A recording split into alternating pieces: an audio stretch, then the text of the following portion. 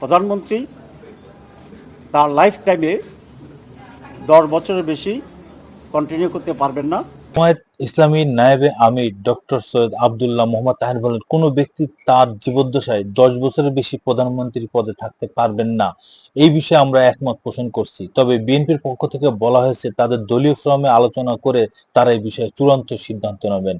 কমিশনের পক্ষ থেকে সৌম্য, মানবিক মর্যাদা, গণতন্ত্র, সামাজিক সুবিচার সংবিধানের মূলনীতিতে যুক্ত করতে প্রস্তাব দেওয়া হয়েছে।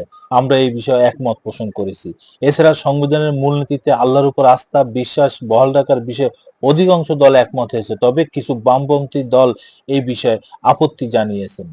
এখানে মোট 30টি রাজনৈতিক দল অংশগ্রহণ করেন। সবাই তার নিজ নিজ জায়গা থেকে বক্তব্য দেন। আলোচিত বিষয়ের মধ্যে ইতিমধ্যে আমাদের অবস্থান পরিষ্কার করে দল হিসেবে 2 মেয়াদের বেশি কেউ প্রধানমন্ত্রী থাকতে পারবে না, এটি আমাদের দলীয় পজিশন।